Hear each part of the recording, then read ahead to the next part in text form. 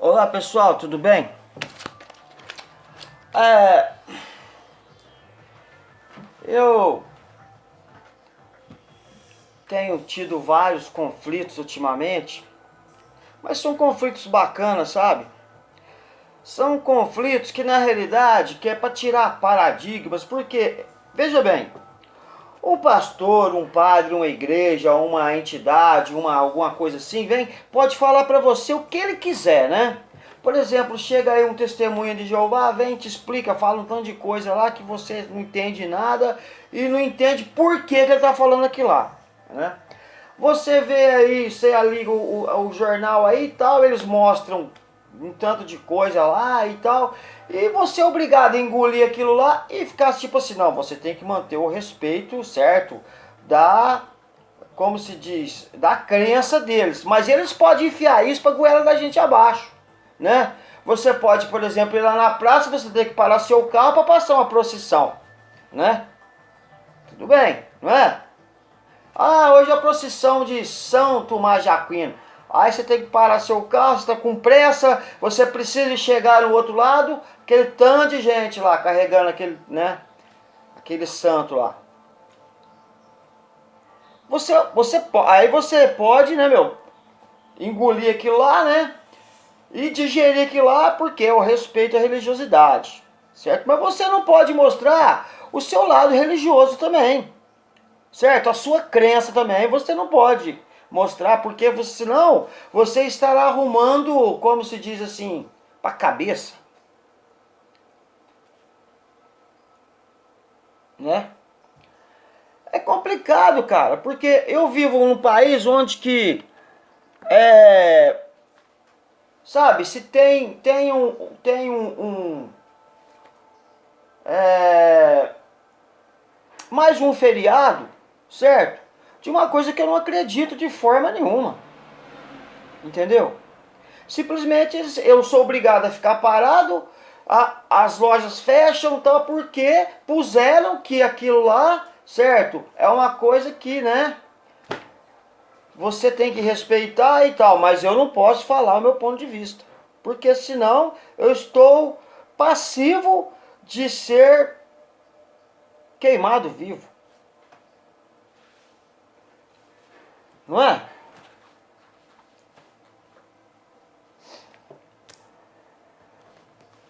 Então, porque eu não acredito, certo, em estátuas, né? Porque na própria Bíblia, né, fala, né?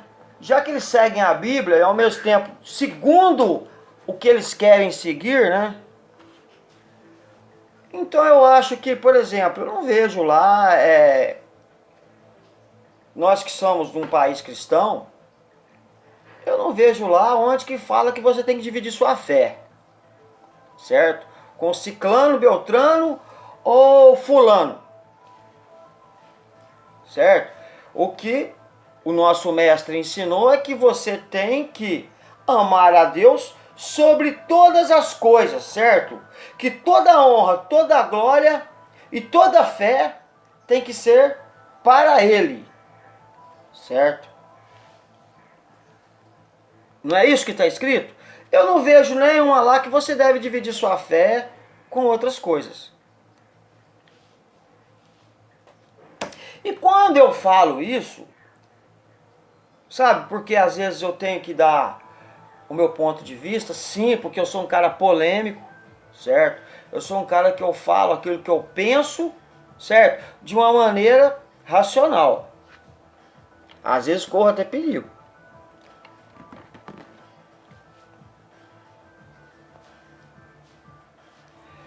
E eu vejo que, sabe, muitas coisas que estão escritas nesse livro, já que, então para que serve a Bíblia? Para que serve essa Bíblia? Porque se você segue ela de um jeito, mas chega em determinado lá, por exemplo, não adoreis ídolos nem imagem, vamos supor, né? Aí ele sempre arruma um jeitinho para Aquele jeitinho brasileiro, ou jeitinho português, ou jeitinho italiano, ou jeitinho, não sei. Eles arrumam um jeitinho, né? Aquele jeitinho para poder fabricar as suas estatuazinhas para ganhar o seu dinheirinho.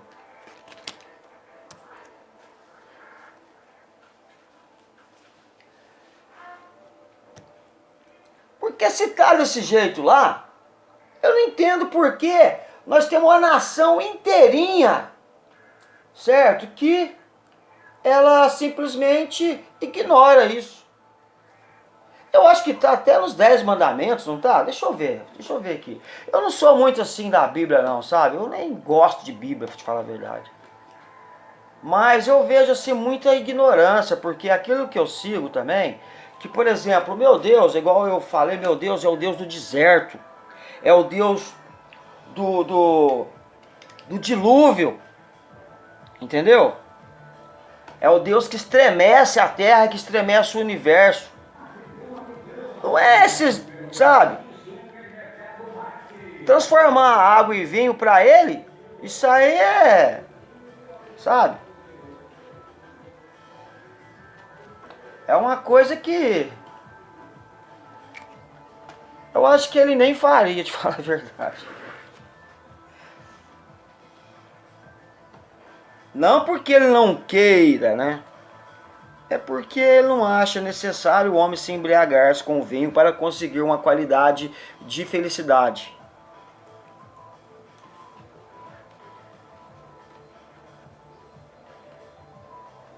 Deixa eu ver aqui. Não, precisa.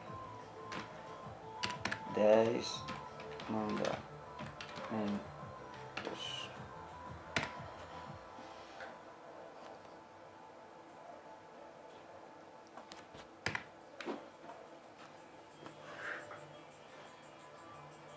Então,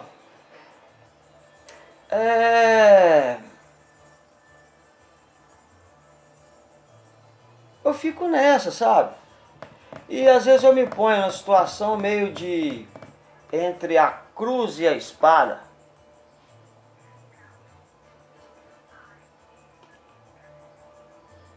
Olha aqui, ó. O primeiro mandamento: amar a Deus sobre todas as coisas. Amar ao próximo como a ti mesmo. Esse é o primeiro mandamento.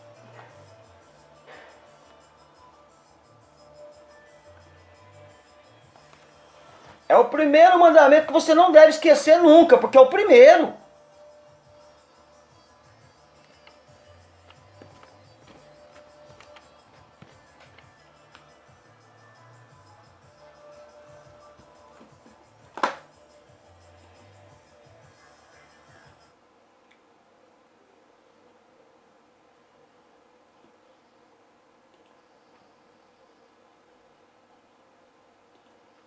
Nossa, mas tá ruim essa internet hoje. Puxa vida.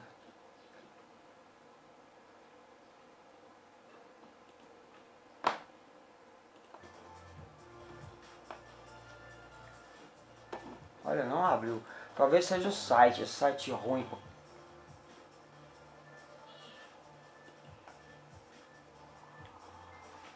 É.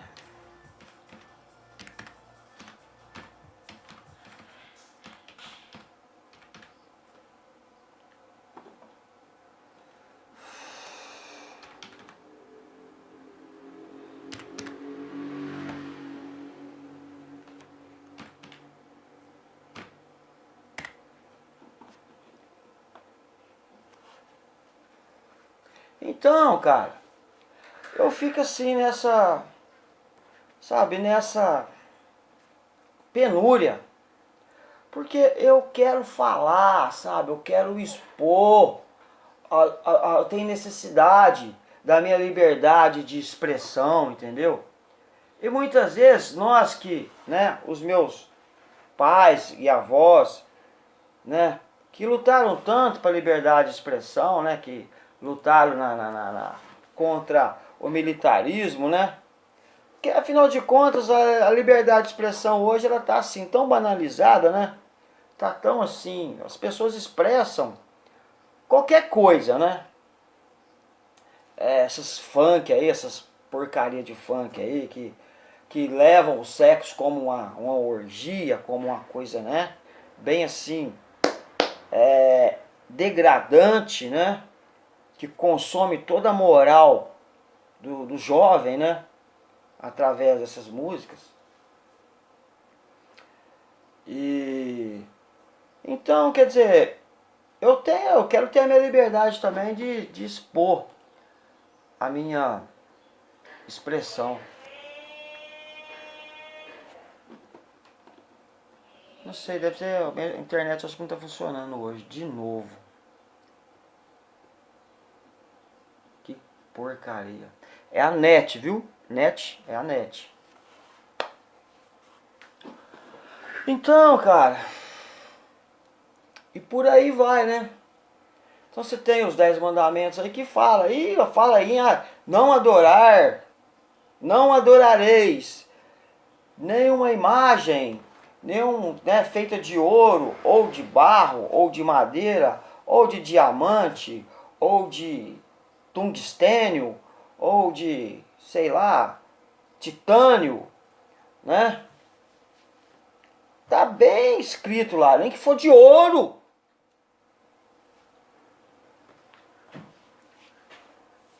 Aí, no entanto, cara, os caras fazem questão de regredir, né? Eles querem regredir para trás dos mandamentos. Você está entendendo? Eles regridem para trás dos 10 mandamentos. Por quê?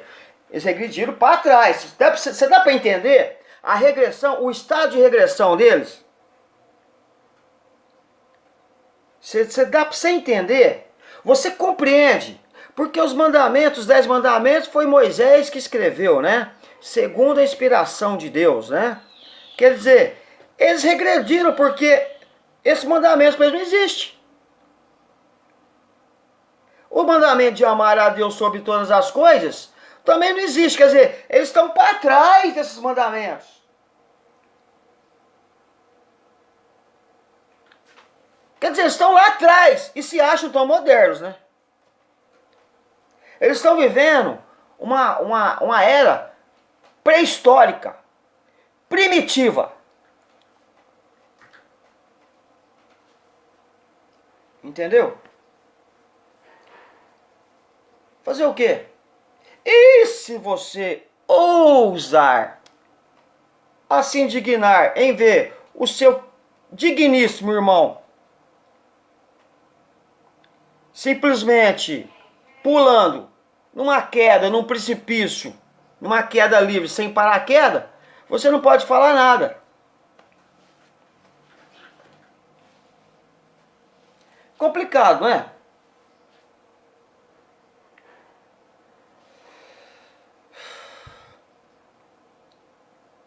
Mas eu queria falar outras coisas, porque é a respeito do condicionamento. Hoje me veio umas ideias aqui a respeito do condicionamento. Eu já falei que, por exemplo, eu não tenho namorada. Já faz um tempo que eu não tenho namorada. Já faz um mau tempo que eu não tenho namorada. Certo? Para me fazer uns carinhos, certo? Para me poder compartilhar os meus, né? Os meus dias e tal, os meus momentos, né? Gastar a minha energia e tal. Faz um mau tempo, que não é um bom tempo não, você ficar sozinho assim. E ainda escutando que os outros chamam você de viado e patati, porque você não descolam, né? Se você quiser, você tem que pagar. Então, por quê? Dentro da minha família, existe um condicionamento que eu fui criado com uma tia solteirona, virgem até hoje, aos 70 anos, aos 70 e tal, não sabe o que é, sabe? Dá uma sentir um... Entende? E vê isso aí tudo como se fosse um pecado capital. Minha mãe casou 2 vezes também, dois casamentos totalmente derrotados. Meu pai também, 2 casamentos totalmente derrotados. Tem uma outra tia também que convive com nós também, que tá totalmente também, que casou, namorou um negão que um olho era pra lá, do outro olho era pra outro, pra uma mulher que ela foi o quê? Ela foi Miss. Não que eu tenha alguma coisa contra os negão, certo? Mas aquele negão era feio. Aquela, certo? Pra uma mulher que foi Miss, entendeu, cara? Então eu me sinto assim que eles me condicionaram, eu nessa situação. Eu absorvi esse condicionamento de, de não ter necessidade, entendeu? De ter uma. Mas eu sinto a necessidade disso. Senão eu não batia tanta punheta. Bom, aí o que acontece? Esse condicionamento. Vamos falar de João. João, ele foi um discípulo de Cristo, né? Ele viveu lá, foi preso lá na ilha de Patmos, né? Tipo assim, ficou lá preso lá. E ele fez o Apocalipse. Certo? Ele que escreveu o Apocalipse. Cara, eu vejo o Apocalipse como um condicionamento para nós termos que passar por um tempo de tribulação onde que toda a parte maligna vai estar em evidência soberanamente. Por quê? Está escrito assim e nós aceitamos isso.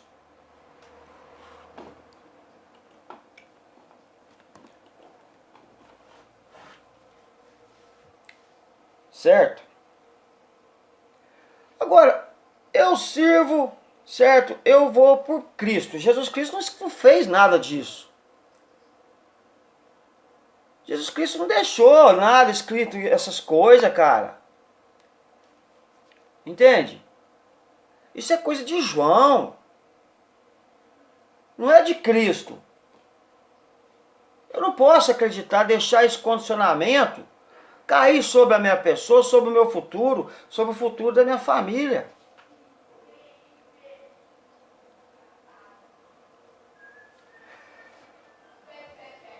Assim como eu fui condicionado a ser um cara meio solitário na parte amorosa, no qual eu já não aceito isso mais, entende?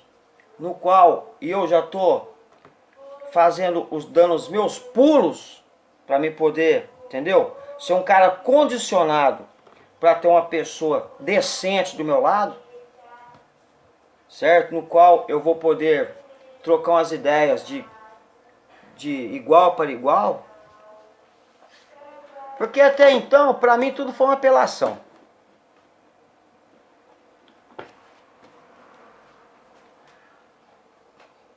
E então, o que é o condicionamento? Por exemplo, eu estou fazendo academia, eu não mexo mais com droga, certo? E eu mexo com DMT. DMT é uma droga que não tem nada a ver com essas drogas por aí, é outra coisa. Eu, certo, procuro fazer isso que eu estou fazendo agora, te alertar você. Entende? Eu procuro me dar condições para que Deus fale, não, você é uma pessoa que você merece ter o que você quer. Entendeu?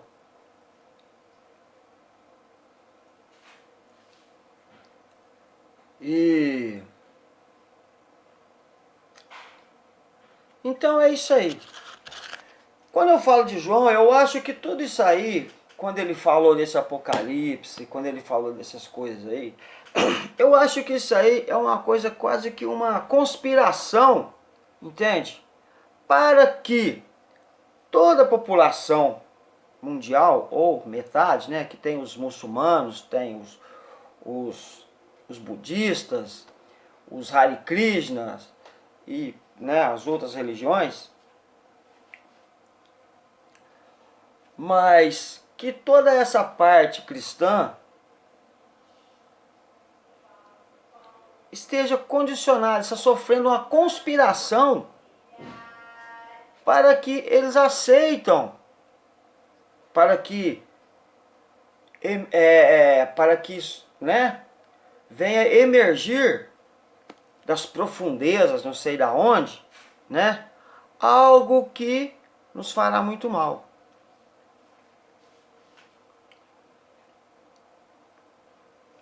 E de repente isso aí, entendeu? Venha a ser uma conspiração. Porque eu acredito que Deus, o nosso Criador, certo? O nosso educador, o nosso mestre, né? Que é o que organizou todo o universo, todas as dimensões. Esse mundo aqui, ele está automaticamente projetado para uma evolução e não para uma destruição.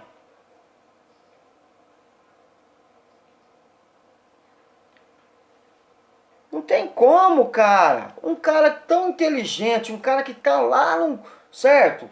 No extremo da inteligência, do poder, criar um mundo, certo? Para ser destruído e para ser dizimado, né? Pelas nossas próprias idiotices. Desde que nós aceitamos esse condicionamento. Mas por quê? Porque Deus nos dá a liberdade, certo? Só que Ele nos dá o ensinamento.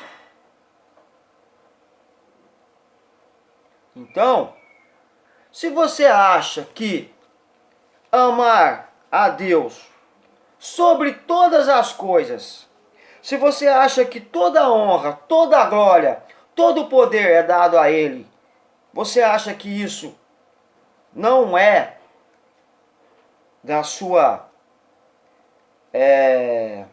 da sua fé? Fazer o quê? Né? Se te ensinaram para você que você deve amar, idolatrar, perder seu tempo, ou, não sei, ganhar seu tempo segundo o que você acha, por um ser que simplesmente ele não é Deus.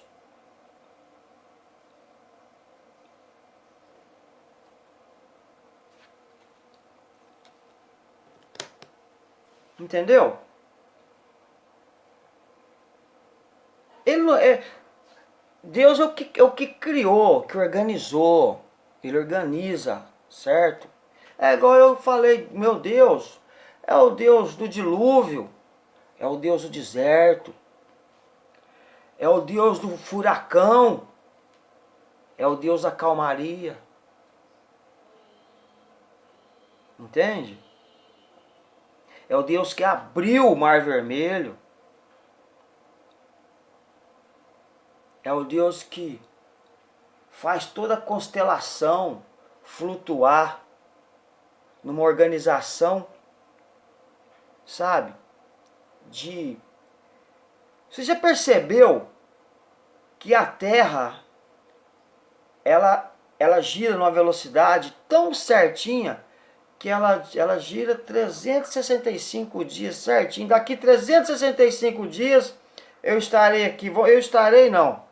Mas esse mesmo sol estará brilhando com a mesma intensidade, porque a gente vai estar na mesma distância. Tamanha organização desse complexo de distância. E eu vou perder o meu tempo para ficar adorando pedaço de pau, meu irmão? Cara, não tem como. Você tá entendendo?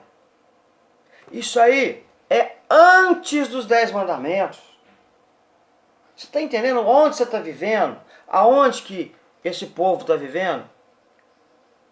Antes dos 10 mandamentos, porque veio Moisés e já colocou o primeiro mandamento que você deve descartar isso tudo aí e amar a Deus sobre todas as coisas. Certo?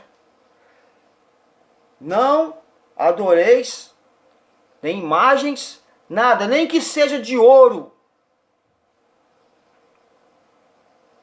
Certo?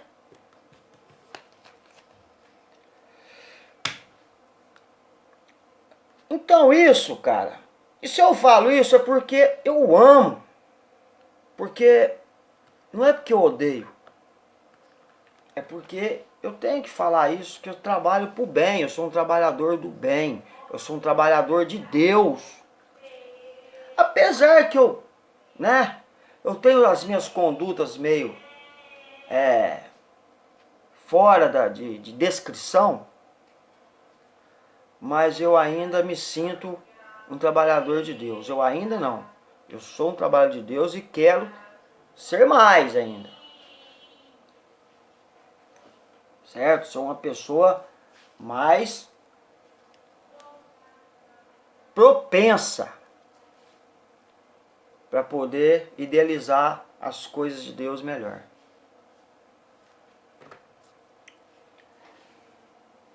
Não que eu queira ser um pastor, que eu queira ser um líder ou alguma coisa assim. Mas se depender de mim, para mim poder falar aquilo que eu penso, dentro do meu raciocínio, dentro daquilo que eu penso, porque se eles têm a liberdade de fazer isso, de parar o meu passeio por causa de uma procissão, se eles têm a liberdade de parar o meu país por causa de determinado santo, se eles têm a liberdade de fazer isso aí, certo? Eu também tenho a liberdade de falar aquilo que eu penso. Tá certo? Não, quer aceitar, aceita. Não quer também, tudo bem. E a respeito do condicionamento. Se você está se condicionando para isso, com certeza o seu caminho é um caminho de... Como que eu vou dizer para você? Retrógrado. Entendeu?